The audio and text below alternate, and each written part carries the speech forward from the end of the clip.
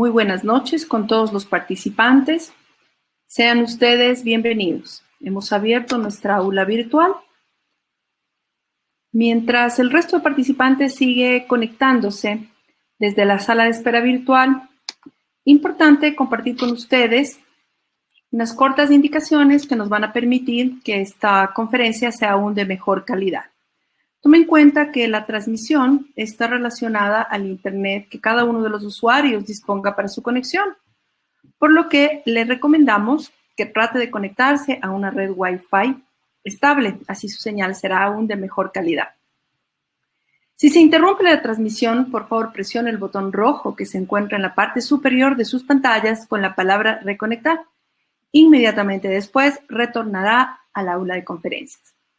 Si usted se ha conectado desde una computadora, el chat del evento se encuentra hacia el lado derecho, y si está conectado desde un celular, este está ubicado en la parte baja del mismo.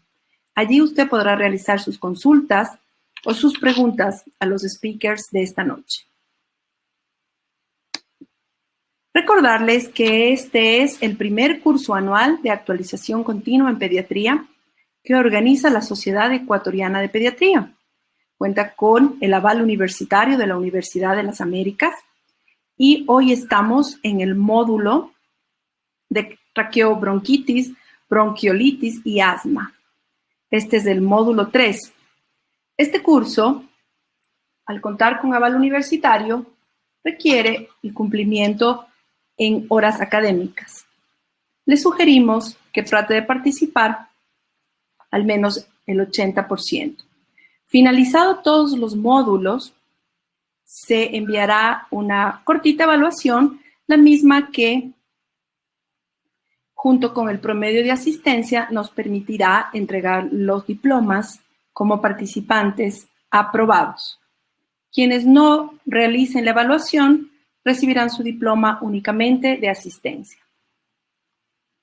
Informarles además que a partir de mañana, ustedes recibirán en sus correos electrónicos material importante referente a la charla que hemos visto hoy. Una vez más, sean todos ustedes bienvenidos. Le vamos a dar paso de inmediato a la moderadora de esta noche. La moderadora de esta noche es la doctora María Eugenia Arauz. La doctora Arauz, doctora en Medicina y Cirugía, pediatra por la Universidad Católica Santiago de Guayaquil, Ecuador, neumología e intervencionismo por la Sociedad Argentina de Broncología, Buenos Aires, médica en investigación de proyectos sobre fibrosis quística pediátrica, líder del servicio de neumología del Hospital Pediátrico Baca Ortiz de Quito, es la actual secretaria de la Sociedad Ecuatoriana de Pediatría, es miembro activo de la Sociedad Pediátrica Argentina, miembro activo de la Sociedad Latinoamericana de Tórax y miembro activo de la Sociedad Mundial de Broncoscopía. Adelante, doctora Arauz, bienvenida, muchas gracias y éxitos. Muy buenas noches, mi nombre, como bien lo presentaron, soy María Eugenia Arauz. Hoy tenemos el gusto de participar en este curso anual de actualización continua en pediatría, organizado por la Sociedad Ecuatoriana de Pediatría, con la colaboración de la Universidad UTLA y a su vez el Laboratorio Sabá. Tenemos el gusto de presentar hoy, en las conferencias de esta noche, a dos colegas, amigas, una, la doctora Gabriela Zacoto, médica de la Universidad Católica del Ecuador, pediatra del Hospital Clínico Universitario de Valladolid, España, neumología pediátrica realizada en el Hospital Brown de Barcelona, España, médica que realiza investigaciones en proyectos multicéntricos en fibrosis quística, asimismo en conjunto con la Universidad de España, y médica tratante del servicio de neumología del Hospital Pediátrico Baca Ortiz. También tenemos el gusto de tener esta noche a la doctora Jessica Alchundia, médica especialista en neumología pediátrica de la Universidad de Buenos Aires, del Centro Respiratorio Dr. Alberto Álvarez del Hospital de Niños Ricardo Gutiérrez, Buenos Aires, Argentina, Fellowship en fibrosis quística en pacientes pediátricos del mismo centro respiratorio. Doctora en Salud Pública de la Universidad de Ciencias Empresariales y Sociales de la Universidad en Buenos Aires, Argentina, miembro activo de la Sociedad Argentina de Pediatría y médica tratante del Hospital de Especialidades de Puerto Viejo, en Ecuador. Comenzamos primero con la disertación de la doctora Gabriela Sacco.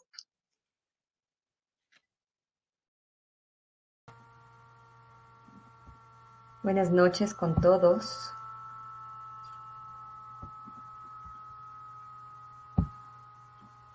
Debo compartir pantalla.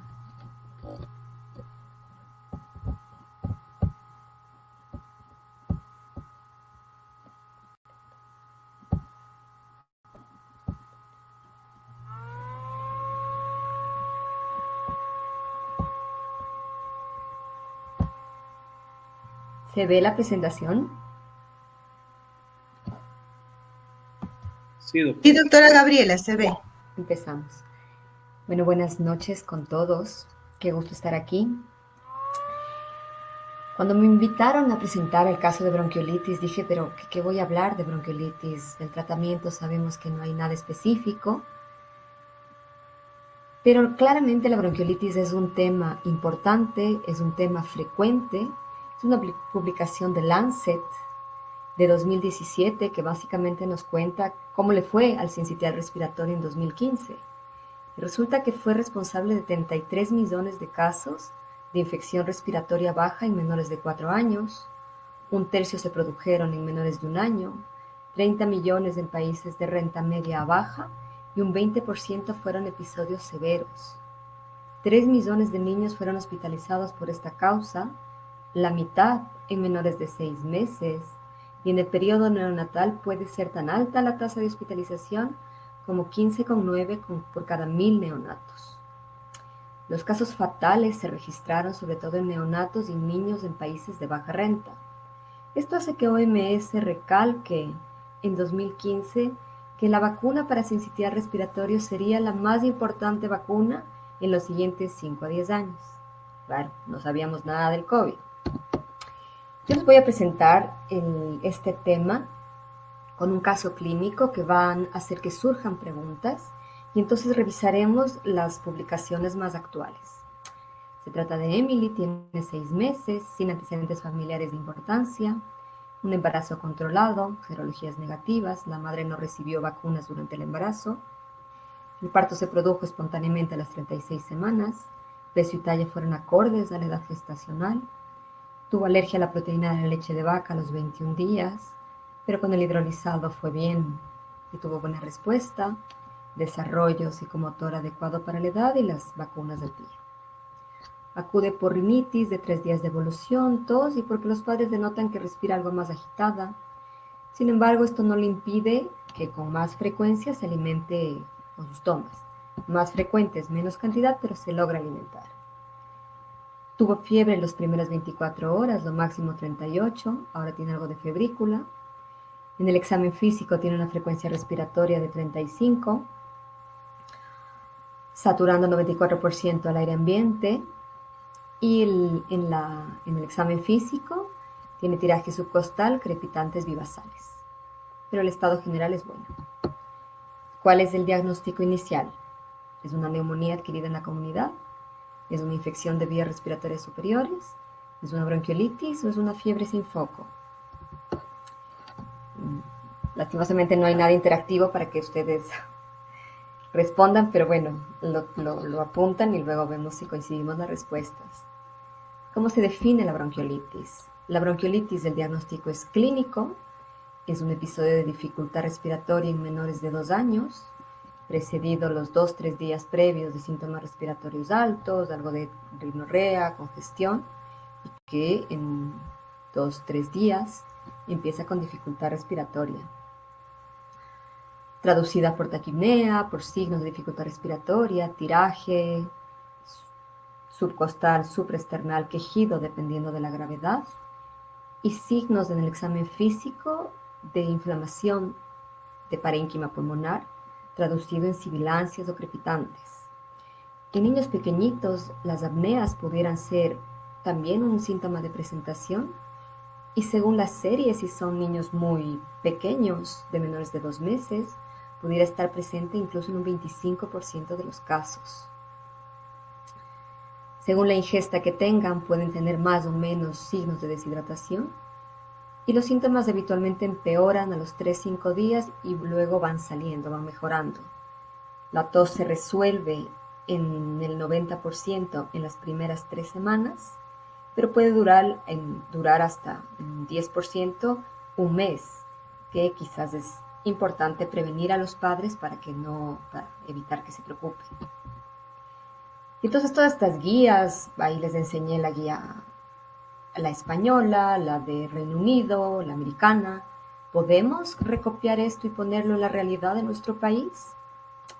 El IEPI fue una estrategia hecha en 1996 para disminuir mortalidad, a expensas de utilizar más antibióticos que seguramente lo requerido, pero es una estrategia que disminuyó mortalidad. Era más bien enfocado a comunidad, atención primaria, pero incluso la IEPI ya lo pone dentro de su diagnóstico diferencial, la bronquiolitis. Entonces, volviendo al caso, ¿cuál sería nuestro diagnóstico inicial?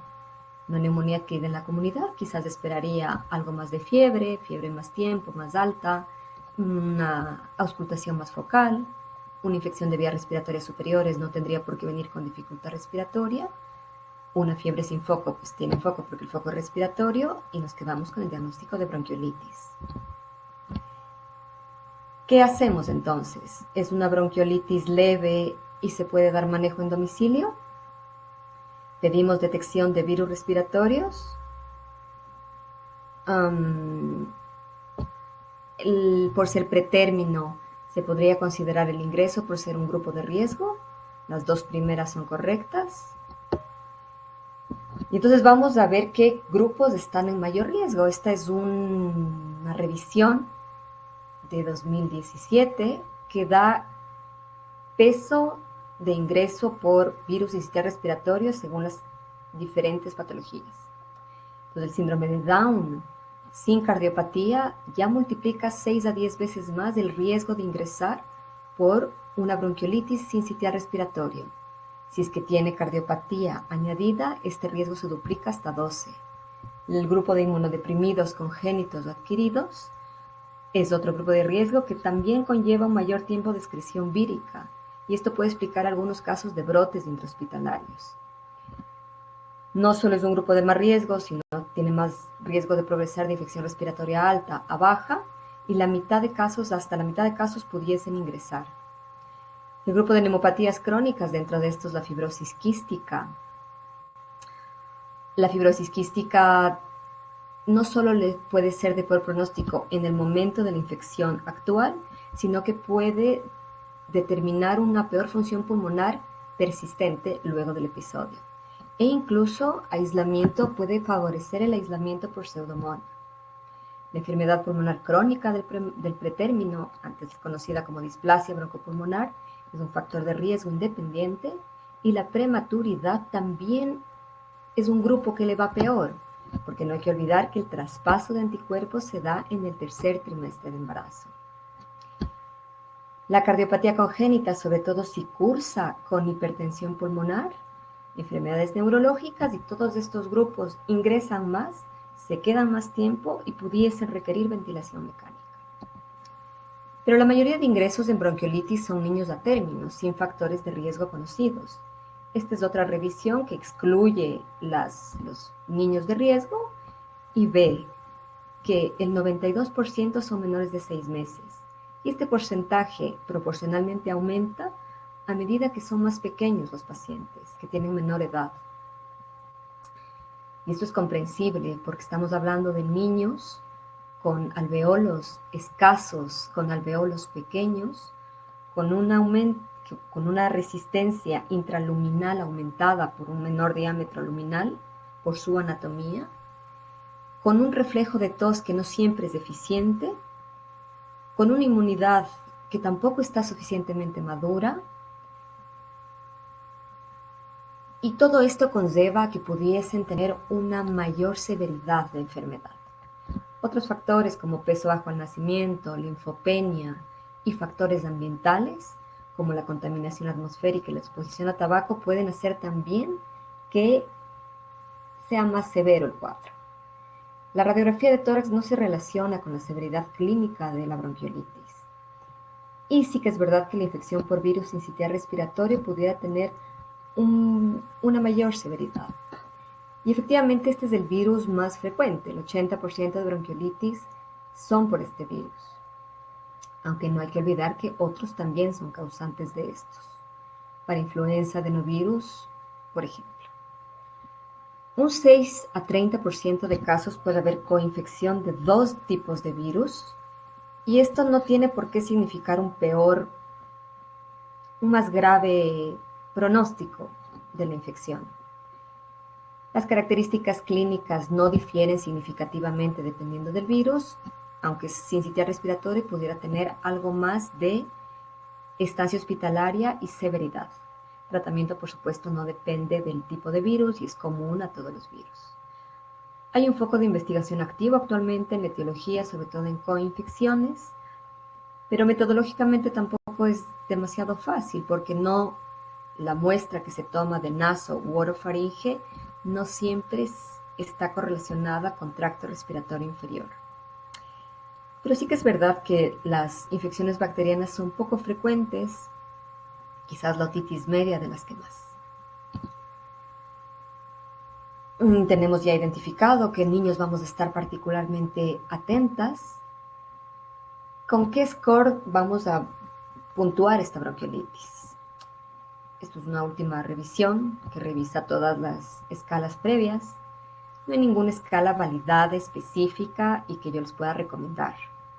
Lo ideal sería una escala clínica que no requiera pruebas complementarias y que fuera fácilmente aplicable. Sin embargo, más que una escala fija, lo que importa es una evaluación continua, una evaluación del momento en el que está en el paciente, porque la bronquiolitis es un proceso dinámico y pueden empeorar según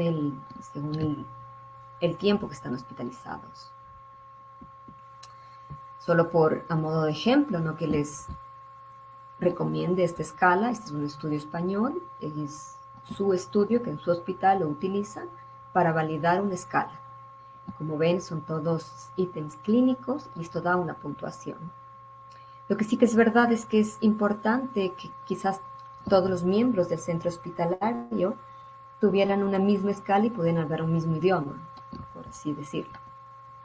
Entonces, con todo esto no nos sorprende que los criterios de ingreso sean edad, que el alimento lo rechace o coma menos de la mitad de lo habitual, que llegue deshidratado, letárgico, las apneas son criterio mandatorio de ingreso, signos de dificultad respiratoria moderada, hipoxemia y particularmente atentos a los grupos de riesgo que les había mencionado previamente. Al ser niños, por supuesto, la situación familiar es otro de los criterios que pudiéramos tomar en cuenta para un ingreso hospitalario.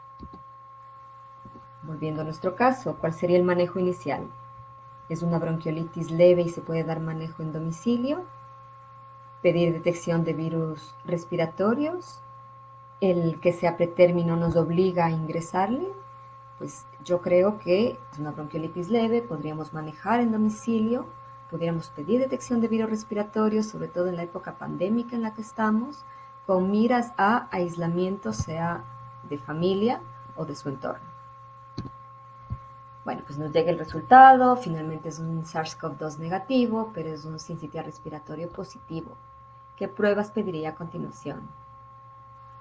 Una radiografía de tórax, un elemental y sedimento urinario, biometría hemática, procalcitonina, proteína C reactiva. No pediría ninguna prueba o pediría las 3. Entonces nos lleva la pregunta, ¿qué pruebas debemos pedir en una bronquiolitis? Pues pocas. Hemograma, proteína C reactiva, procalcitonina o hemocultivo no se recomienda realizar de rutina y su utilización está dentro de cuando sospechamos que hay una infección bacteriana potencialmente grave. Examen de orina. de rutina no está indicado, sobre todo cuando no hay fiebre persistente. Se pudiera considerar en pacientes menores de 3 meses y con fiebre persistente, pero en general, y sobre todo si tenemos alguna detección de virus, la coinfección con una infección de orina no es frecuente. Gasometría. Hacemos una gasometría no de rutina. Pudiera tener un papel en dificultad respiratoria grave. Y en general se buscan medidas no invasivas como saturación de oxígeno. Radiografía de tórax no se recomienda de rutina. ¿Por qué? Porque si yo le pido, empiezo a ver el infiltrado y entonces yo creo que hay que empezar con antibióticos y todo esto hace que se aumente el uso de antibióticos y aumente el tiempo hospitalario. Sí que por supuesto en una bronquiolitis severa o en otros casos que querramos diferenciar otras patologías, por supuesto hay que pedirlo.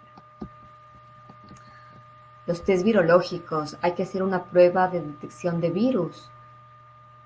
No va a cambiar el manejo, es decir, el manejo no es individualizado, pero sí que en términos de ingreso hospitalario, pues se puede aislar por cohorte y evitar infecciones cruzadas. Con lo cual, en una bronquiolitis leve, que es este caso, esta niña pudiera irse a casa sin ninguna prueba adicional. ¿Qué tratamiento elegimos? Hacemos una prueba terapéutica con salbutamol en cámara de inhalación, limpiamos fosas nasales, paracetamol y fiebre, vemos que esté comiendo, que ingiera suficiente y vigilamos estado de hidratación, nebulización con adrenalina racémica, tratamos con macrólidos 7 días. Y entonces aquí yo quiero contarles cómo es la patogenia y la patología de bronquiolitis.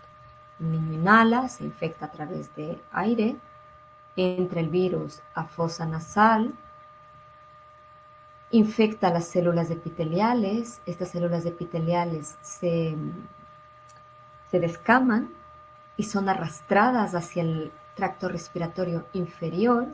Ya en el tracto respiratorio inferior tenemos un mayor infiltrado inflamatorio, tenemos edema celular, tenemos un aumento del incremento de moco, tenemos unos cilios que no funcionan, células descamadas, y entonces pasamos de un lumen bronquiolar bien abierto, sin gran edema, a uno ocluido.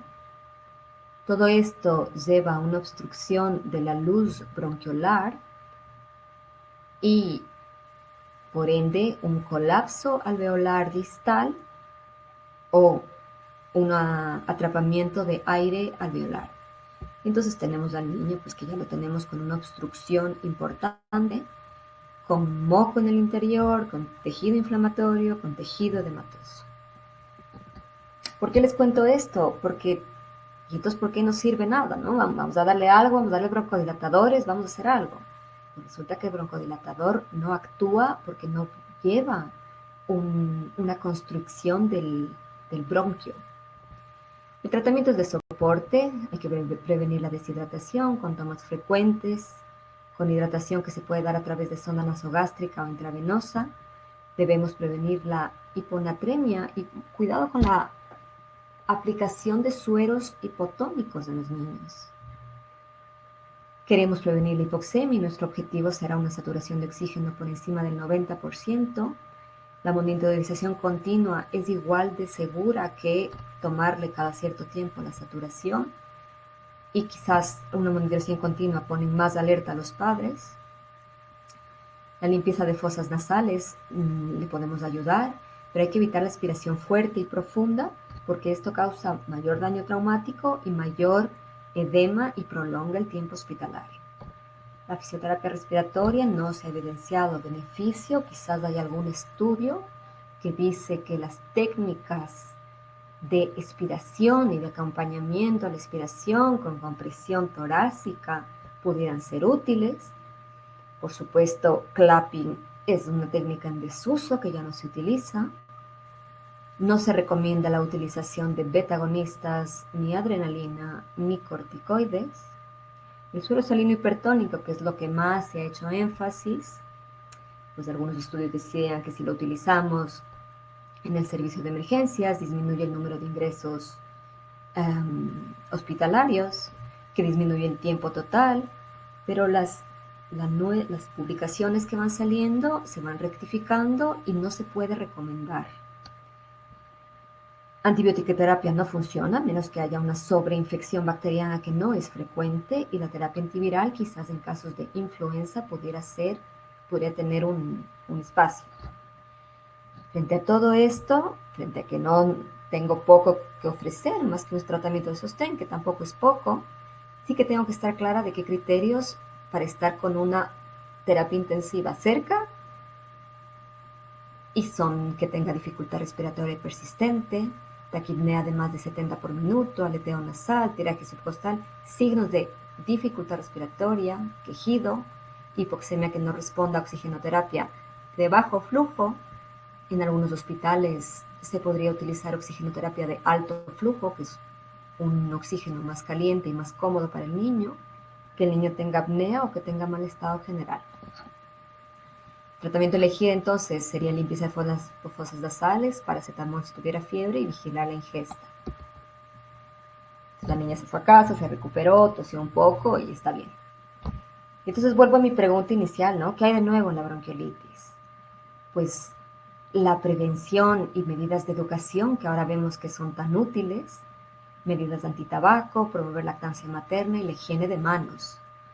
A modo de, les cuento que en esta época que en España era pleno pico invernal y pleno pico de bronquiolitis, pues se ha visto un descenso dramático de la cantidad de casos respiratorios. Apenas hay una decena de bronquiolitis, no hay nada. Las medidas que estamos utilizando, no para bronquiolitis, sino para COVID, han hecho un descenso llamativo en las infecciones respiratorias. Decir que en España está abierto guarderías y está abierto escuelas. Pero bueno, sí que hay un frente abierto de investigación, que es inmunización frente a virus sincitial respiratorio. Virus vivos atenuados intranasales desarrollados con modificación genética para evitar la enfermedad en los pacientes vacunados, pero que mantenga la inmunogenicidad. Y la estrategia que se hizo con tosferina, que es inmunizar a la gestante en el último trimestre para que las primeras semanas de vida los niños estén más protegidos. Eso, por supuesto, en época pre-COVID, porque ahora con el COVID, pues bueno. Sin embargo, también decir que todos estamos viendo un descenso muy importante en los casos de respiratorio con el aislamiento que estamos viviendo. Dentro de las conclusiones, que el diagnóstico de bronquiolitis es clínico, que hay que evitar el uso de exploraciones complementarias, que hay que reconocer niños de riesgo, reconocer signos de riesgos de insuficiencia respiratoria, que el tratamiento es de soporte y a ver las inmunizaciones si se llegan a dar. Muchas gracias.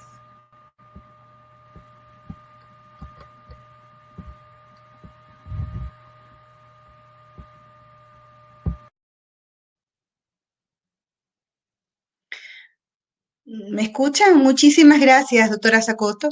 Muchísimas gracias por su intervención. No es fácil resumir un tema que es para el pediatra y para el neumólogo pediatra de gran importancia en pocos minutos y muy concisamente. Nos habló de los riesgos de los pacientes con enfermedad pulmonar crónica por prematuridad, la incidencia del cuadro con el virus sincicial y la falta de presencia actualmente o por las medidas tomadas en pro del evitar el COVID-19 han favorecido también evitar las bronquiolitis. Pero a su vez nos habló del tratamiento, lo nuevo actual, y sobre eso hay algunas preguntas que nos han hecho nuestros participantes que las vamos a dejar para la parte final del módulo. A continuación tenemos la charla de la doctora Jessica Alchundia, la colega que trabaja en el Hospital de Especialidades de Puerto Viejo. Neumóloga pediatra, bienvenida, doctora Jessica. Hola, muchas gracias. Voy a compartir pantalla.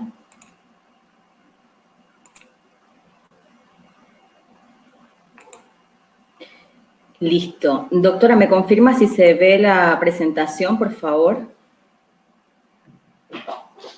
Se ve muy bien. Perfecto. Doctora, perdón, dejó de compartir. Si podemos volver a compartir, por favor. Se dejó de compartir. Sí, hizo clic en dejar de compartir y no ocultar. Disculpe. Ah, perdón.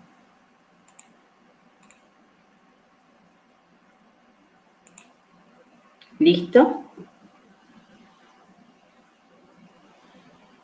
No, doctora, podemos volver a compartir, por favor, disculpe. Compartir. Allí, por favor, hagamos clic. Ahí sí. Sí, de ocultar. Perfecto. Muchas Siga, gracias. doctora. Buenas noches. A mí me correspondió un tema muy importante, asma en pacientes pediátricos.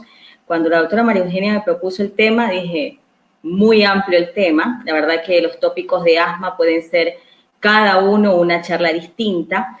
Así que me propuse hacer un pantallazo de ciertos aspectos para que queden conceptos claros del asma en pacientes pediátricos.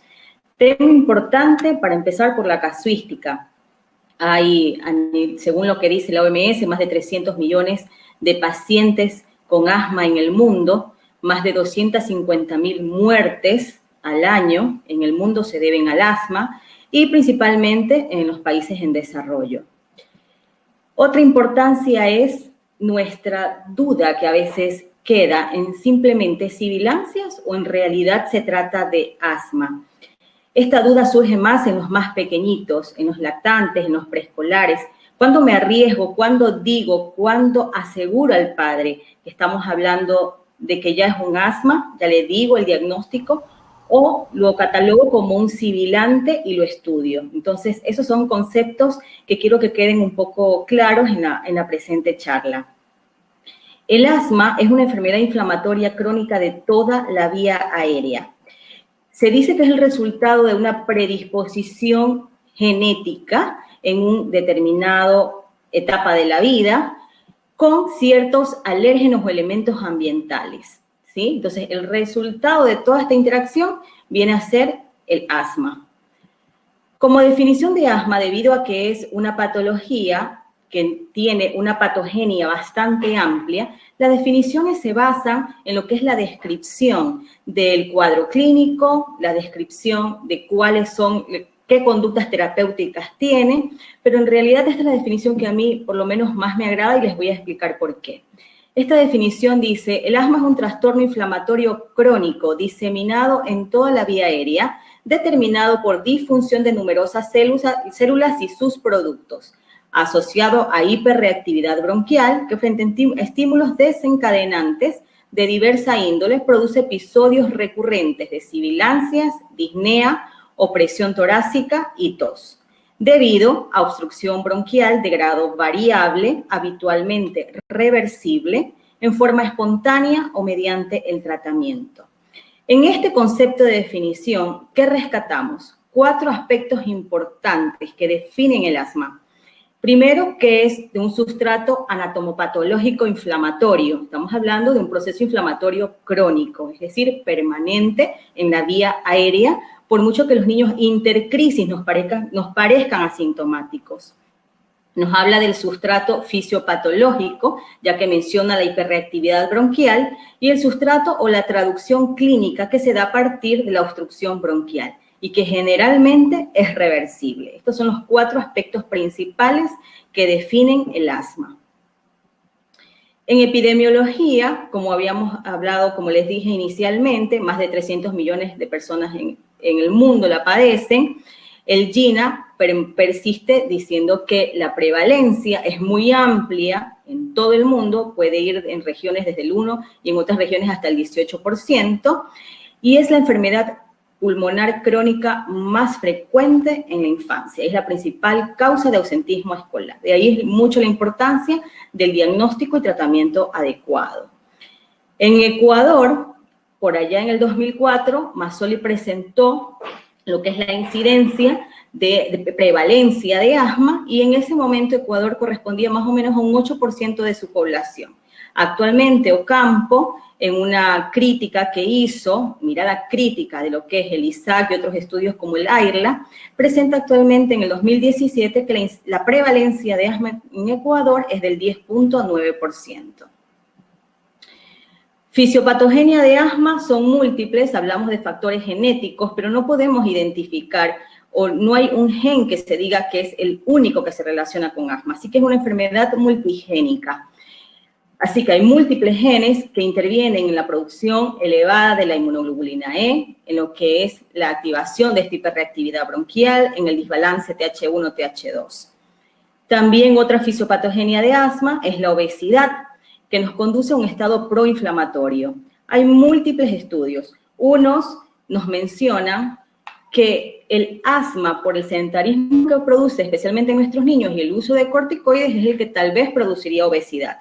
Pero en múltiples y actuales estudios demuestra que no, que el promotor es la obesidad. ¿Por qué? Porque los adipocitos producen ciertas sustancias inflamatorias, entre ellas taxina, leptina, factor de necrosis tumoral, el cual produce este estado proinflamatorio que promueve el asma. Fisiopatogenia del asma también es el sexo, es mucho más frecuente en niños que en niñas, eso en la población infantil. Hacia la pubertad o después de la pubertad se iguala y ya en etapa adulta en cambio es más frecuente en mujeres. Esto lo relacionan con lo que es el calibre de la vía aérea. Alérgenos, ya eso es lo que más frecuentemente conocemos, pueden ser de extra o fuera del hogar, extradomiciliarios o intradomiciliarios. Infecciones que se relacionan con el asma, hay múltiples artículos también que hablan del que virus sincicial respiratorio y el rinovirus se relacionan con la incepción del asma. Pero ya está demostrado que la infección o los pacientes que ya están con diagnóstico de asma, que padecen exacerbaciones, frecuentemente lo hacen por el virus, por el rinovirus, más que por el sincicial respiratorio. Y el sincicial respiratorio más se relaciona con sibilancias postvirales persistentes después de una bronquiolitis. Tabaquismo. El tabaquismo interviene mucho en cuanto es la etapa de nuestra vida en la que tenemos la exposición. Cuando es intraútero, que nos vemos expuestos al humo de tabaco, se ha observado que hay niños que nacen con función pulmonar baja debido a una vía aérea congénitamente estrecha. Y posteriormente, bueno, si tenemos factores genéticos que nos predisponen al asma, cuando los niños se ven propensos a ser fumadores pasivos de segunda o de tercera mano, pues interviene en la fisiopatogenia del asma. La polución ambiental, por razones obvias, y factores dietarios también. En niños que se vieron con diagnóstico de asma inducido por ejercicio, se observó que había déficit de vitamina D. También se observó mayor cantidad de exacerbaciones en niños que tenían también disminución de vitamina D e interviene en la remodelación de vía aérea cuando se trata de asma severo. ¿Cómo es entonces el diagnóstico de asma? El diagnóstico de asma es eminentemente clínico. ¿Qué quiere decir? Que el médico se va a basar en lo que es una historia clínica correcta, ciertas piezas claves en la anamnesis de las que vamos a discutir y un examen físico exhaustivo. Cuando estamos frente a un niño con exacerbaciones, el examen físico va a ser florido, va a venir con tos, sibilancias, disneo, presión torácica, vamos a ocultar perfecto lo que es la obstrucción bronquial. Sin embargo, muchas veces los niños acuden a la consulta externa cuando están asintomáticos. Entonces, en este momento el examen físico va a ser normal. Sin embargo, la historia clínica que nos dice la madre, padre o tutor nos va a gritar el diagnóstico de asma. ¿Sí? Y otras veces, en cambio, nos quedan las dudas y en ese momento nosotros nos valemos de estudios complementarios.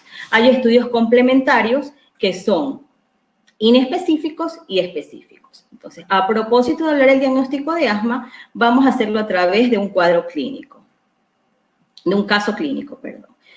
Lactante sibilante. Entonces, nos llega a la emergencia un paciente masculino de 18 meses de vida con sibilancias persistentes de 2 meses de evolución y viene recibiendo un tratamiento prolongado con salbutamol, corticoides inhalados y corticoides sistémicos sin respuesta clínica favorable. Es como nos presentan el paciente a neumología pediátrica. Entonces, este paciente, vamos a hacer la anamnesis, el examen físico, vamos a establecer diagnósticos diferenciales y de acuerdo a eso, ordenamos los estudios complementarios que tendríamos que realizar. A la anamnesis, el paciente es un recién nacido a término, peso adecuado para la edad, acudió en compañía de su madre, así que el interrogatorio no tuvo ningún problema ni ningún dato que no pudiéramos obtener. Tuvo una pesquisa neonatal ampliada con resultados normales, vacunas completas, pecho exclusivo hasta los 6 meses de vida. Por el familiograma, vive con papá, mamá, es el último de 5 hermanos. No había, preguntamos por tuberculosis, no había ningún nexo. Sin embargo, la mamá y el hermano de 11 años tienen asma alérgica y rinitis alérgica la madre.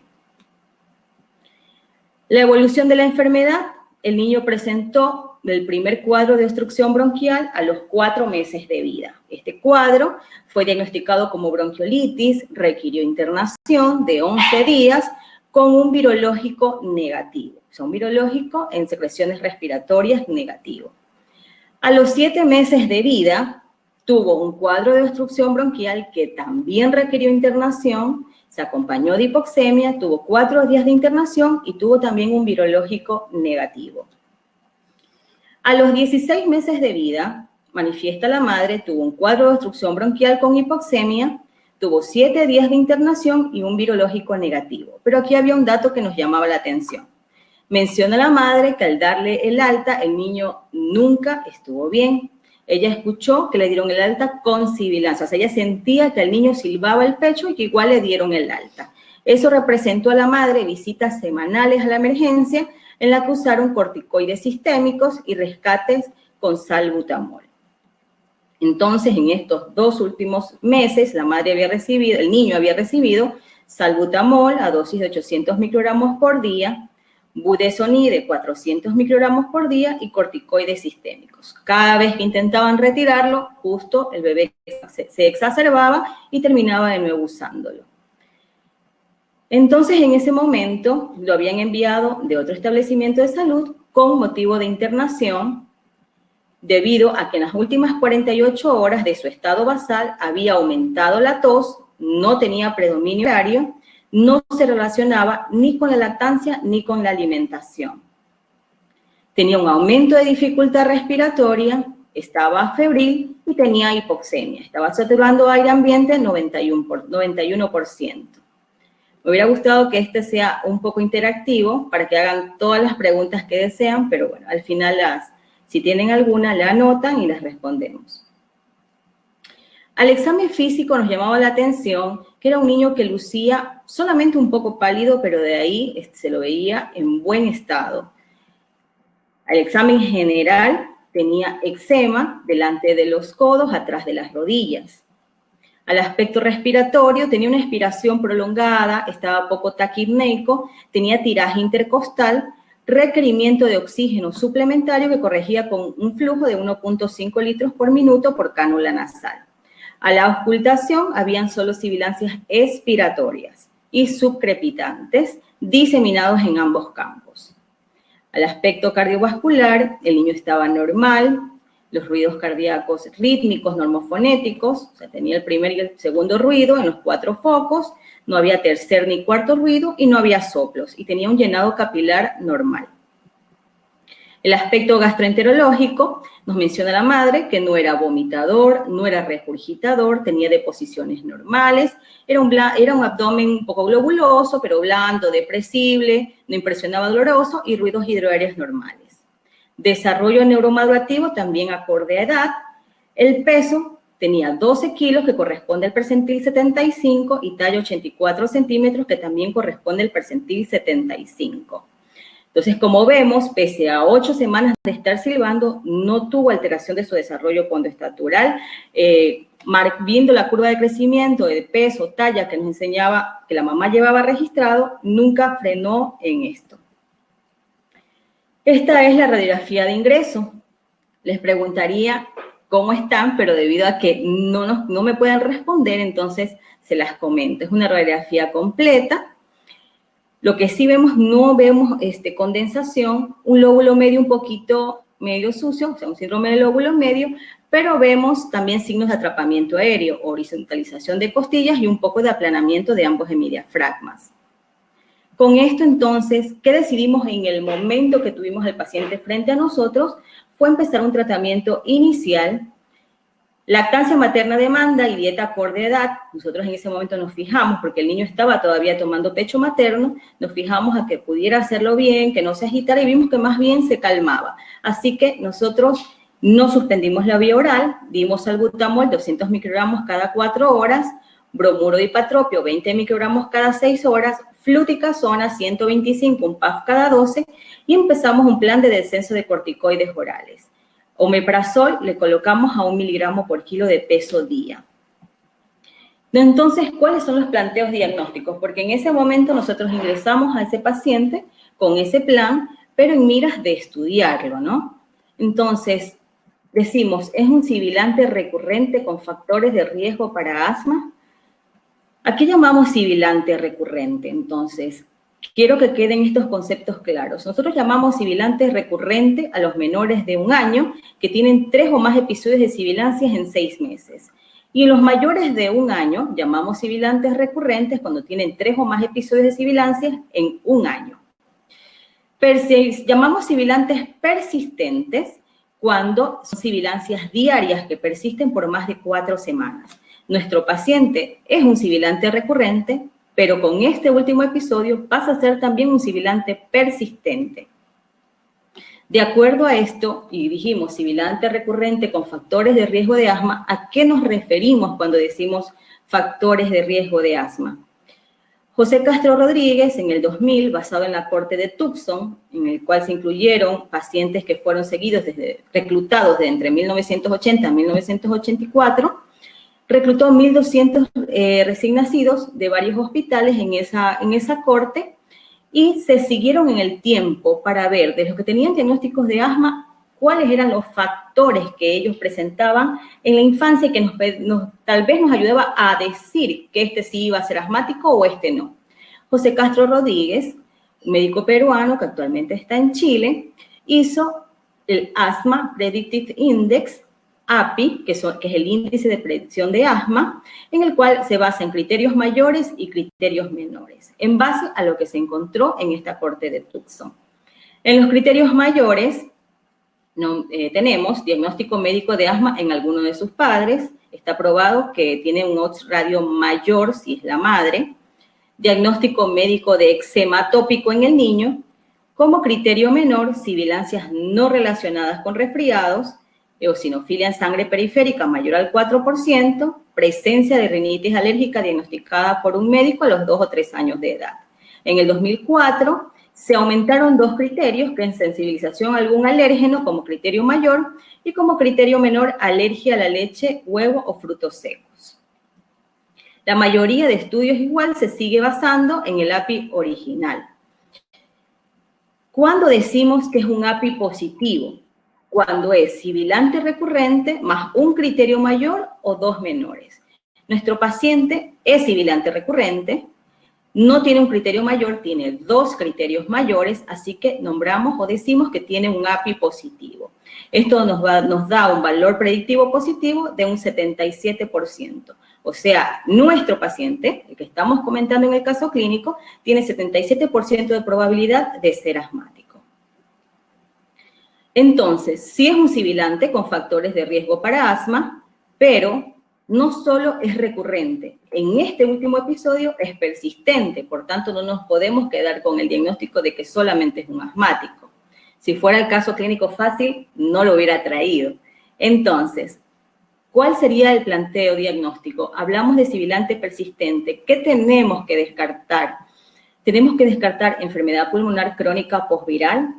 ¿Será una enfermedad pulmonar crónica? Recordemos que estos niños tienen desarrollo totalmente normal, generalmente durante los 6 primeros meses de vida, luego tienen un punto de inflexión en su vida con una enfermedad severa de la vía aérea que los lleva a terapia intensiva y que generalmente se relaciona con el adenovirus. Este paciente no estuvo en terapia intensiva, pero sin embargo ha quedado con una obstrucción fija de 8 semanas. Así que es una enfermedad que tenemos que tomar en cuenta. Síndrome aspirativo por alteración de la deglución podrá ser, no tenía alteraciones deglutorias, como les mencionaba, el paciente deglutía perfecto, no había intolerancia a la vía oral. Reflujo gastroesofágico, bueno, esto podríamos considerarlo. La madre nos dijo que no era regurgitador, que no era vomitador, pero sin embargo, recordemos que en el reflujo gastroesofágico en los lactantes a veces pueden relacionarse solamente con sibilancias persistentes. Así que es algo que tenemos que tomar en cuenta. Aspiración de cuerpo extraño.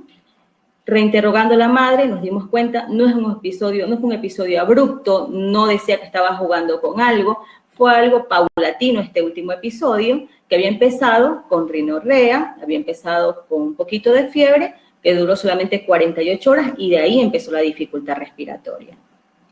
Fibrosis quística.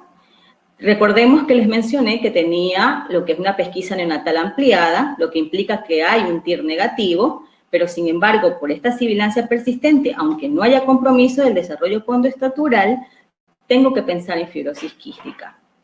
Inmunodeficiencia, hasta ahora la única manifestación que tuvo fue respiratoria.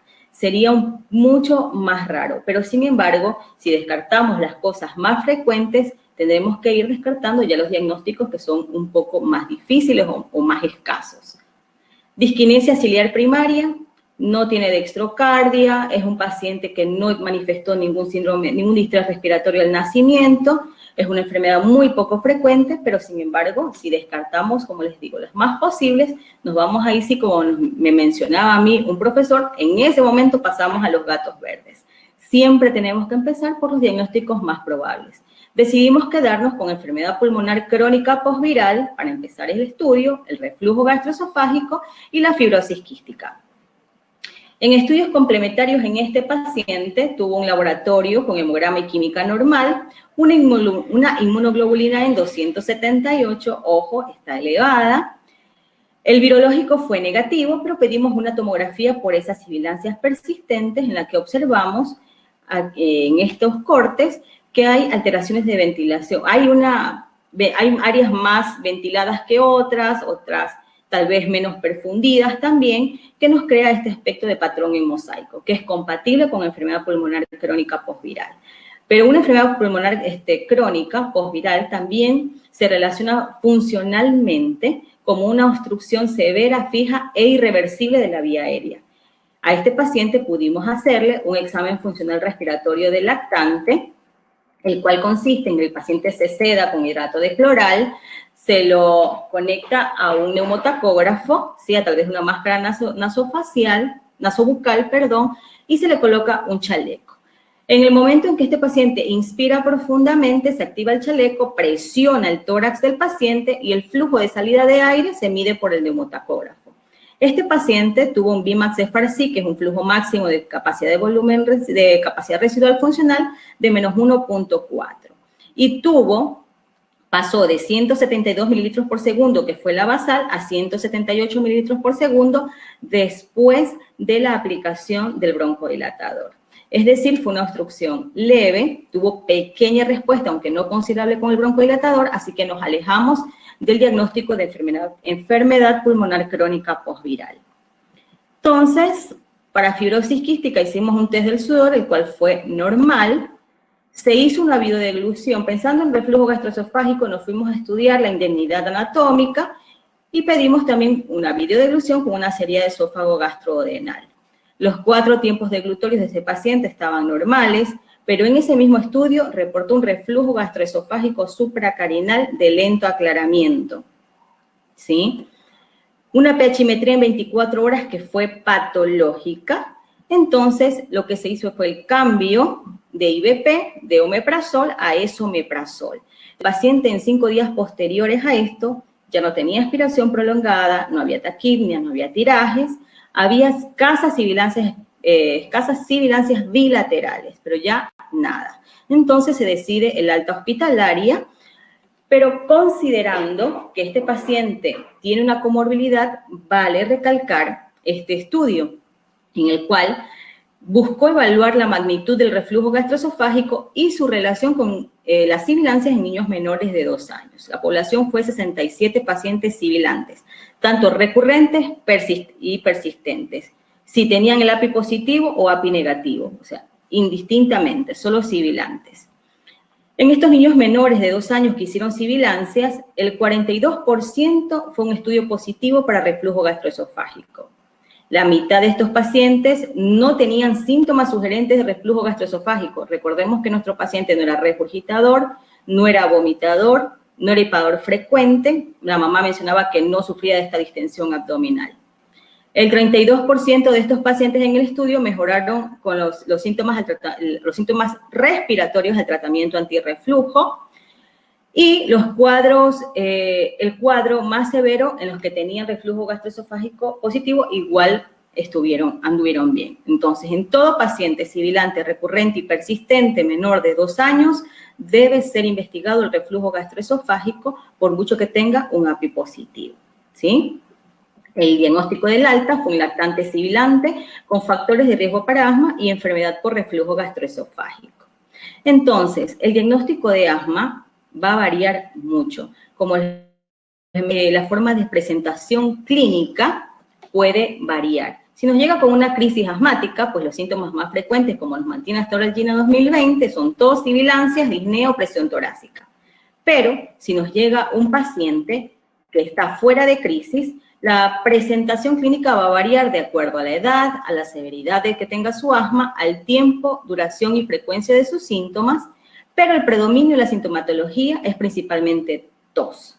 Una tos crónica, la cual es especialmente nocturna, exacerbada al ejercicio o disnea al ejercicio, o directamente la madre manifiesta como que el paciente es asintomático y tiene estos episodios de sibilancias recurrentes. Siempre preguntar respuesta terapéutica. Generalmente cuando nos llegan a neumología pediátrica, ya han tratado estos episodios con el salbutamol, que es el broncodilatador de acción corta, y nosotros una pregunta clave que hacemos es, ¿la tos mejora con el salbutamol? Si nos dice que sí, ya nosotros tenemos una manifestación clínica de una reversibilidad de su obstrucción bronquial. Entonces, clave es recordar en anamnesis de asma la presencia de antecedentes familiares de asma o atopía, especialmente el asma en la madre, como nos mencionaba, que nos da un odds radio de 4.1. Antecedentes de rinitis, dermatitis atópica, más esta última. Tabaquismo durante el embarazo o tabaquismos pasivos. Asociación de síntomas a posibles desencadenantes. Preguntar si estuvo justo asociado esto a una exposición a alérgenos, si cursó una infección. Recordemos que los asmáticos se exacerban, la principal causa de exacerbaciones en asma son las infecciones virales. Irritantes, ejercicios, emociones, comorbilidades, ya que muchas veces tenemos un asmático que viene bien, justo en el último año no variamos el tratamiento, sin embargo, nos está haciendo exacerbaciones más de lo habitual, o más de lo esperado. No olvidar ese aspecto en los adolescentes, la parte emocional, de pronto separación de padres, muerte de algún familiar, a veces hasta la muerte de una mascota, ¿sí? Nos puede desencadenar una crisis asmática o que se nos trastorne el control de sus síntomas. Al examen físico, si el paciente viene en exacerbación, tenemos sibilancias, expiratorias en las crisis leves y moderadas, inspiratorias y expiratorias en las crisis un poco más severas, y ausentes ya cuando estamos ante una inminente claudicación respiratoria, porque es el tórax silente, que es al que más debemos tener miedo, o sea, la ocultación.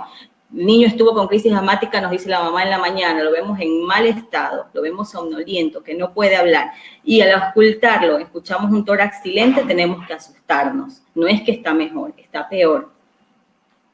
Tiraje, el uso de músculos accesorios, es decir, puede ser subcostal, intercostal, supraesternal, palidez, en los casos más graves cianosis y dificultad para hablar. En la intercrisis hay solamente en los asmas muy severos puede haber por ahí un aumento del diámetro anteroposterior, pero generalmente cuando intercrisis el examen físico es totalmente normal y no vamos a encontrar nada en los pacientes. Como exámenes complementarios específicos directamente, porque también tenemos inespecíficos. No, como ven, en los específicos no tenemos inmunoglobulina E. En la definición de asma tampoco nos dice que tiene que haber aumento de la inmunoglobulina E. ¿Por qué? Porque un asma puede cursar con inmunoglobulina E en valores normales. Una radiografía de tórax, como ven, no está nombrada como un examen complementario específico. O sea, un niño que tenga un diagnóstico de asma, yo no le voy a hacer una radiografía ante una crisis asmática. Cuando yo conozco a un paciente por primera vez como valoración neumológica, yo sí solicito una radiografía de tórax. Una vez que lo tengo identificado con el diagnóstico de asma, solamente hago radiografías de tórax en una exacerbación si yo creo que hay alguna complicación, una atelectasia, una neumonía, ¿sí?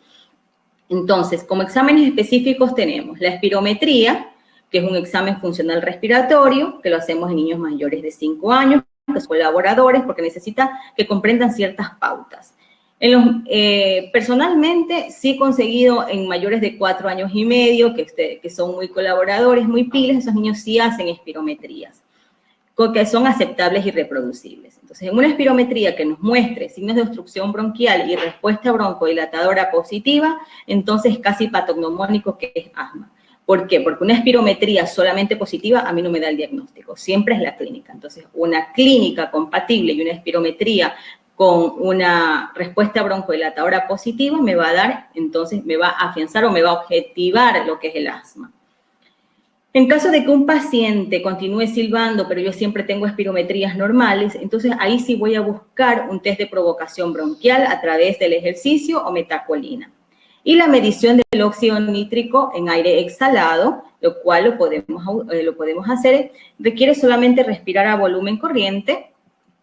Y hemos visto que hay una asociación entre el índice de predicción de asma, o sea, entre el API y el óxido nítrico en niños. Así, este estudio presentó o evaluó la asociación entre un API y los niveles de feno, que se demostró en 52 niños que fueron reclutados para el estudio, que fueron menores de 3 años. Se observó que había feno elevado, como ven aquí en el gráfico, en aquellos que tenían API positivo. Entonces, hubo una asociación entre API positivo, niveles elevados de feno en sibilantes recurrentes menores de 1 año. El tratamiento. Esto también puede ser una clase extensa, pero sin embargo, me voy a ir solamente a ciertos puntos.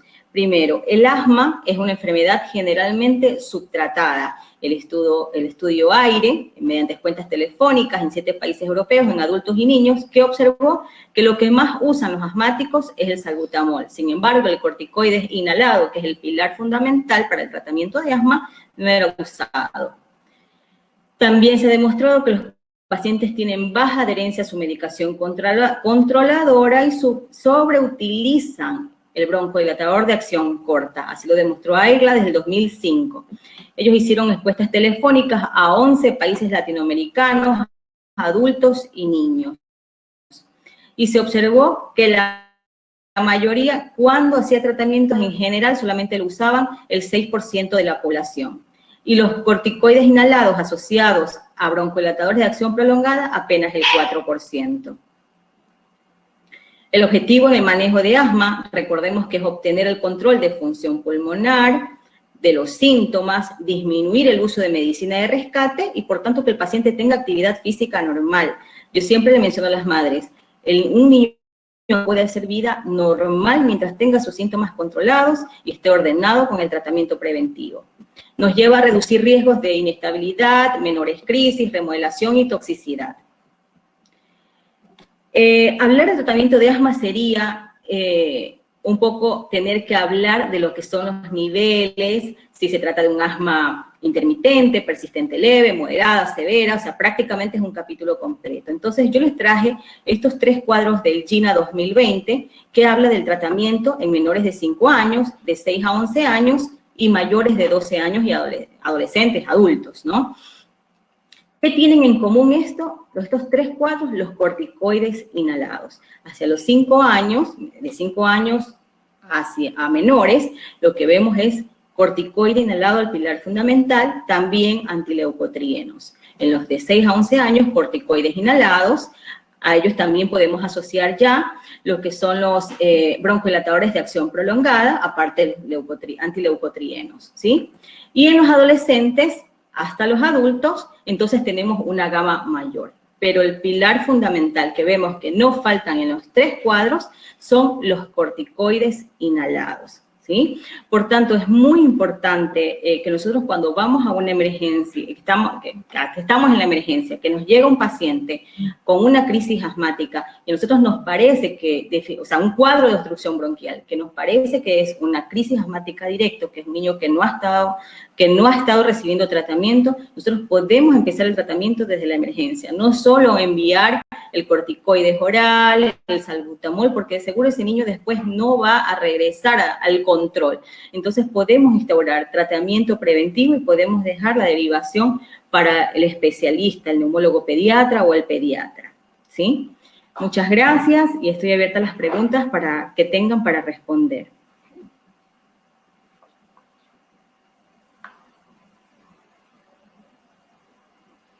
Muchísimas gracias, doctora Jessica. La verdad, en cada congreso de pediatría que nosotros hemos hecho a nivel presencial, nunca falta esta temática. La temática de la bronquiolitis y el asma, siempre nos falta tiempo. Siempre tenemos talleres presenciales de tratamiento y se nos va mucho el tiempo. Tenemos a veces un día entero de taller. Pero resumirlo es un arte médico. Así que muy bien, doctora, muchísimas gracias. Tenemos algunas preguntas de los asistentes. Vamos a adelantar unas preguntas, pero les rogaría brevemente, mientras tanto yo voy compartiendo pantalla. La idea, señores asistentes, es tener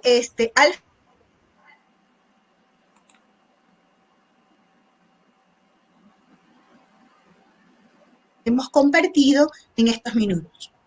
Tenemos, no sé, Andrés, no sé si podremos poner en la pantalla también a la doctora Sacoto para hacer algunas preguntas breves y poder adelantar la dinámica del curso. Eso, muy bien. Podemos, muy bien.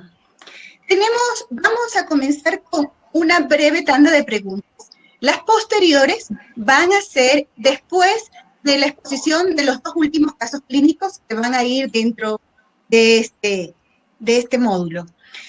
Para la doctora Sacoto, les rogaría, compañeras, que sean lo más breves posibles para agilitar en cuestión de tiempo. Para la doctora Sacoto, el uso entonces de los corticoides, de los broncodilatadores o de las nebulizaciones actualmente en la bronquiolitis, ¿es recomendado? No, ni nebulizaciones como dije, el tratamiento es de soporte y no está recomendado. Ninguno de los tratamientos, lo dicho, la solución hipertónica al 3% podría tener algo de cabida, pero en general las nebulizaciones, pues yo creería que es un riesgo innecesario. Muchas gracias. Para la doctora Jessica, ¿el CRUT puede desencadenar algún cuadro asmático o puede a su vez ser un predictor de este? Predictor de asma, no. Puede haber un CRUP en el cual el niño no es asmático y puede padecerlo, ¿sí? Que tenga un CRUP el niño y pueda desencadenar después una crisis asmática, por supuesto, la misma sustancia que provocó el CRUP sea infecciosa, puede llegar a desencadenar una crisis asmática. Perfecto. Para la doctora Gabriela, ¿qué hacer en los pacientes que tenemos en domicilio, en seguimiento por bronquiolitis moderada y de repente necesitamos una asistencia mayor? ¿Qué recomienda especialmente en las localidades donde no hay apoyo ventilatorio mecánico o, mejor dicho, hospitales de tercer nivel de atención? Es una pregunta, no tiene fácil respuesta, porque creo que uno de los objetivos de la charla es saber que intentar en un paciente con signos de dificultad respiratoria, que puede ser que sea en domicilio o sea en un hospital de segundo nivel sin una unidad de terapia intensiva, intentar tratamientos farmacológicos es perder tiempo. Si un niño con bronquiolitis está desarrollando una insuficiencia respiratoria progresiva, lo indicado es... Ay, perdón. Lo indicado es ventilación mecánica. Y pueden no intentar con tratamiento farmacológico porque va a tener pobre respuesta. Ay, Dios santo. Muchas gracias, doctora. Sí, hace poco tiempo dimos en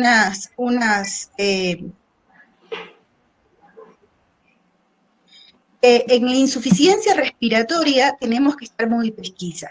Y yo creo que ahí entraría también esta respuesta.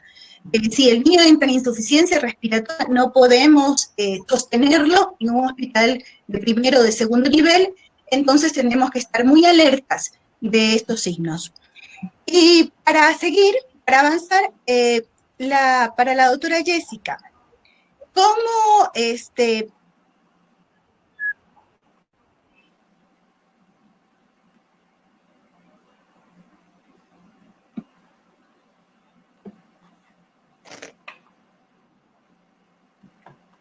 No escuché la pregunta.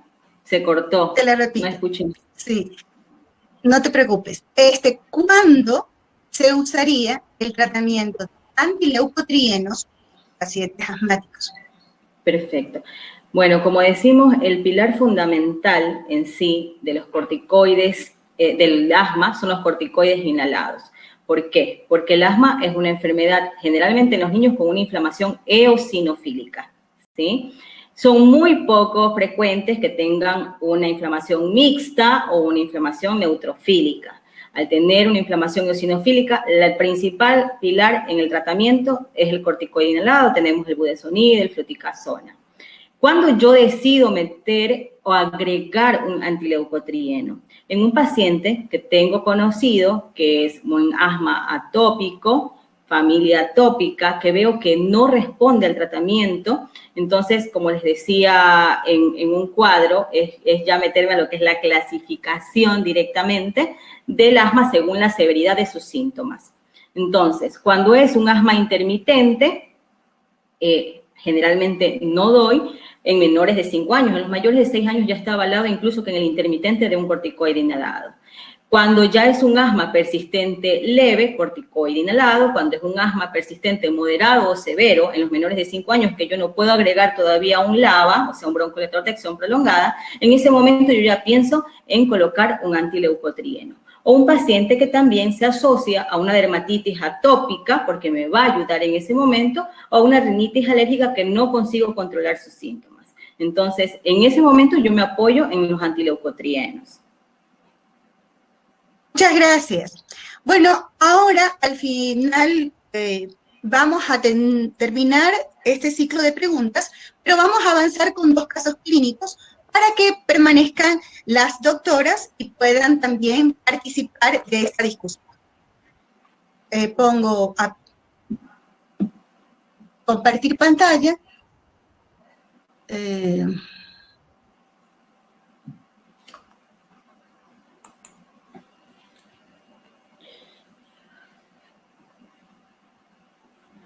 ¿Me puede, Andrés? ¿Me podría orientar? Sí. Compartir la pantalla. Ya. Su pantalla completa. Ya. Ahí está. Le da ocultar, ¿sí? Y ponga su presentación. Por favor. Bueno, muchas gracias.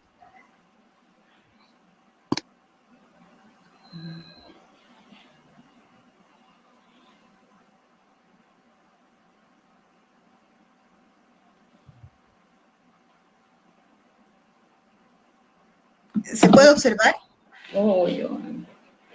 Sí, doctora. Ya. Bueno, continuando con esto, traía a colación 2 casos clínicos. Tenemos un niño de 3 años, 6 meses de edad, prematuro, de 32 semanas, con 2.200 kilos al nacer, quien realizó 2 cuadros de bronquiolitis con hipoxemia, uno a los 4 meses y otro a los 11 meses. El primer episodio tuvo rescate de virus sincicial respiratorio. Presentó posteriormente crisis de broncoespasmo cada 60 días aproximadamente, por lo que le indicaban constantemente broncodilatadores Y posteriormente necesitó también visita a las salas de urgencia, pero no necesitó hospitalizaciones. Esta es su radiografía de tórax, consulta por primera vez a neumología. Tenemos, bueno, hiperinsuflación, un poco de atelectasias que se observan. Dentro de los antecedentes de este mismo menor, el padre es asmático, con un mal control y tabaquista. Habitan en casa con 2 habitaciones y conviven 4 niños y 2 adultos. Cuentan con mascotas, 2 perros, y su hermano mayor de 15 años también es tabaquista. Desde más o menos 4 meses viene usando corticoides inhalados, indicados por un pediatra, pero no presenta mejoría. Por eso lo derivaron del centro de salud hacia el hospital. Pero bien lo que decían las doctoras, ¿no? Siempre tener presente los diagnósticos diferenciales dentro de estas patologías. Pues las infecciones virales recurrentes del tracto respiratorio hay que tenerlas presentes, el reflujo gastroesofágico, del cual conversó bastante la doctora Jessica, la aspiración de cuerpo extraño también se tiene que tener presente en estos pacientes sibilantes, la traqueomalacia, la tuberculosis, especialmente cuando hay lugares de hacinamientos como el que describo, las cardiopatías congénitas, la fibrosis quística, que no hay que olvidar, más aún en nuestro medio, que tenemos muy pocos recursos para diagnóstico de estas patologías, la diskinesia ciliar primaria, los anillos vasculares, son los protocolos de diagnóstico en los pacientes sibilantes, ¿no? Entonces hay que tenerlos en cuenta cuando nos enfrentamos a un paciente así. Pero de todos estos que se observan acá, tenemos lo que nos mencionaba, 3 o más episodios de obstrucción bronquial con tos y sibilancias. Entonces, ¿qué hacer? Los criterios de más frecuencia, que ya hemos conversado, de los síntomas de tos frecuente, nocturna y agitante, los criterios de atopía, asma, rinitis de los padres, eczema, rinitis personal, o los criterios de severidad del cuadro cuando fue hospitalizado, cuando acudió a los servicios de emergencia y cuando estos fueron referidos por la madre. Este fue un estudio realizado en la Clínica Las Condes en Chile en el 2017 y publicado en el PubMed. Muy interesante para establecer si ese paciente está siendo bien manejado o no. Plantear el diagnóstico de asma de lactante puede ser, no hemos tratado ese tema, como les digo, el tema de asma es muy amplio, pero hay que tenerlo en cuenta tal como lo hemos tratado de desmenuzar en esta charla. ¿Cuál es la principal causa de que el niño no va bien? Pese a que tiene buena indicación. La indicación no solo de broncodilatadores, sino la indicación de un corticoide inhalado para superar sus cuadros de crisis recurrentes. Es la técnica en el uso de la aerosol terapia. Generalmente se ve utilizar estos, que son espaciadores, que no tienen válvulas y que a su vez ocluyen parcialmente la vía aérea con la boca, pero no ingresan por la vía nasal. Es muy común en la primera consulta que lleguen, pero no tengo aerocámara, sino tengo esto. Esto me dieron en el centro de salud, o esto me dio el médico que me asistió por primera vez. Y bueno, llega la orientación, que tiene que ser una aerocámara adecuada, que tiene que ser con doble válvula, que tiene que ser sentado o de pie, que tiene que ser bajo ciertas técnicas para manejar el uso adecuado de aerosol y evitar que esa buena indicación no sea efectiva.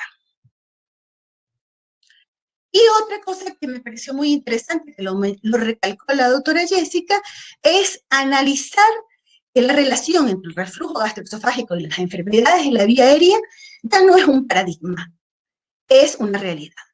Y tal realidad es que recordemos que a nivel embriológico, la vía aérea y la vía digestiva nacen juntas. Están en el desarrollo embriológico primario como juntas. Por eso comparten. El reflujo ácido y alcalino también genera problemas, ambos, no solo el uno como el otro. Y la remodelación del epitelio respiratorio se origina por reflujos gastroesofágicos que pueden condicionar a persistencia de cuadros de sibilancia, aunque el paciente tenga un buen tratamiento. También se ha mencionado que los pacientes asmáticos presentan más enfermedad por reflujo que la población en general. Y las guías actuales recomiendan un empírico de aquellos pacientes con asma, aunque haya ausencia de grandes síntomas compatibles, como el caso que presentó la doctora. Entonces, la evolución del caso del niño que presenté, dándole un tratamiento antirreflujo con un corticoide inhalado con adecuada aerocámara y adecuada adherencia al tratamiento, tratar de dar la información adecuada, tomarse el tiempo necesario para que el padre comprenda que esto es importante y fundamental para mejorar la permanente crisis de broncoespasmos que tiene el niño con estos diagnósticos. El padre y hermano también suspendió el tabaco mediante una atención pertinente y dejó de usar broncodilatadores este paciente a los 15 días posterior a un tratamiento adecuado. Y en 3 meses se vio una muy buena mejoría, con una evolución favorable. El segundo caso que les traigo a colación me pareció muy interesante traerlos. ¿Por qué? Este caso se me presentó en la consulta el día lunes. Y me pareció muy interesante traerlo por lo siguiente. Niña de 14 años, desde hace 2 años, tratada por tos con corticoides inhalados y antihistamínicos. La consideraron como un cuadro asmático, pero nunca mejoró. Durante los 2 años hospital por ser COVID positiva y tener un cuadro de apendicitis. Ingresa hace 25 días al hospital, fue operada, fue dada de alta y por esta imagen radiológica que tiene variados atelectasias, sisuritis, signos de atrapamiento aéreo, imágenes compatibles inclusive que podrían considerarse como bronquiectasias, fue derivada de neumología. Tiene un antecedente de crecimiento y desarrollo adecuado hasta los 3 años de edad. Luego detiene el crecimiento. Los padres no son asmáticos, no son tabaquistas, pero la abuela tenía un contacto de bacilo de Koch. No se sabía si era recurrente, no se sabía si era bacilífera. No tenía muy claro porque vivía en una población distante, en una población de Patate. Pero aparentemente negaba el contacto, pero hubo algún tipo de contacto con la abuela. Volvemos a lo mismo, a los diagnósticos diferenciales que siempre hay que tenerlos presentes. Y por eso los recalco. Fibrosis quística, tuberculosis, malformaciones congénitas, todas estas, tanto crónicas, cuerpo extraño, disquinesia ciliar, inmunodeficiencia, síndrome de hiperventilación, disfunción de cuerdas vocales. Todo esto es diagnóstico diferencial. Entonces, fue tratada como asma. ¿Es un cuadro asmático? Esta era la nena. Tenía sus manitos, dedos hipocráticos, y me dice en la consulta, ya me realizaron el esputo, porque sospechaban en tuberculosis. Reviso el esputo y el resultado es Pseudomonas aeruginosa. Realizamos el test de sudor y fue positivo. Traigo a colación este caso y lo ponemos en discusión, porque muchas veces nos confundimos. Es cierto, como bien dijo la doctora Jessica, como bien dicho la doctora Sacoto, la gran mayoría de nuestros casos son primero bronquiolitis, cuadros asmáticos, pero si el cuadro es persistente, si superamos los cuadros de reflujo, si lo investigamos al paciente por los otros diagnósticos diferenciales, y hay que seguirlo estudiando, y hay que buscar el diagnóstico correcto. No sé si podemos poner la pantalla general para que conversen las doctoras de estos casos y terminamos con el resto de las preguntas. Andrés, no sé si me escucha. ¿Andrés? Sí, doctora. ¿Dejo de compartir?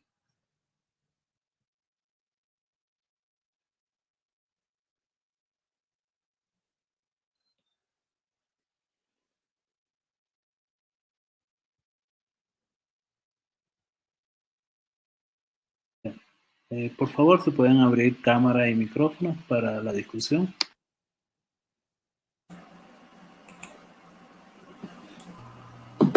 Micrófono.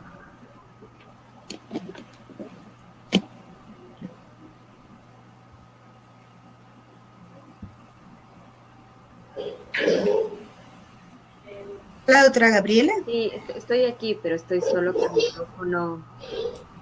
Doctora Jessica, ¿qué le pareció estos casos? Bueno, Muy parecido a su el primero, relato inicial sí. de los pacientes.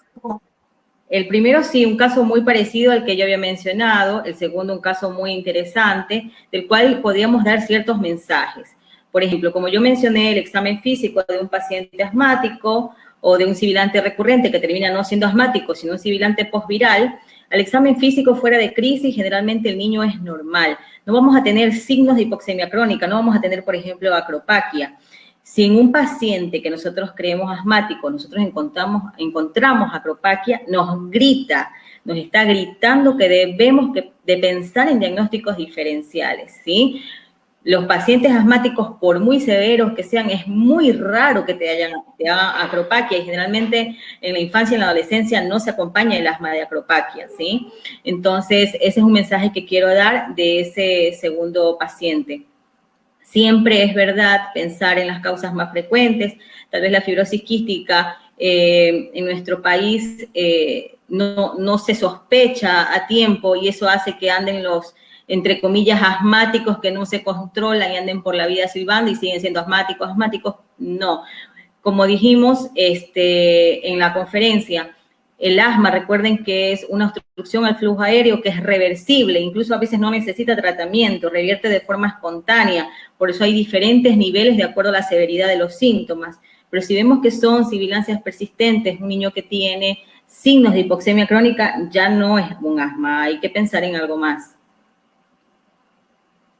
Perfecto, doctora. Sí, yo quería dejar ese mensaje al final, porque yo creo que ya somos algunos en el país que podemos inculcar ese mensaje a pediatría y podemos seguir educando en base a evitar que estos casos no duren 2 años y que el diagnóstico se haga lo más propicio, lo más rápido posible.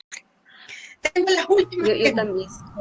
Las últimas preguntas que presentaron fue en base a esto, la reversibilidad.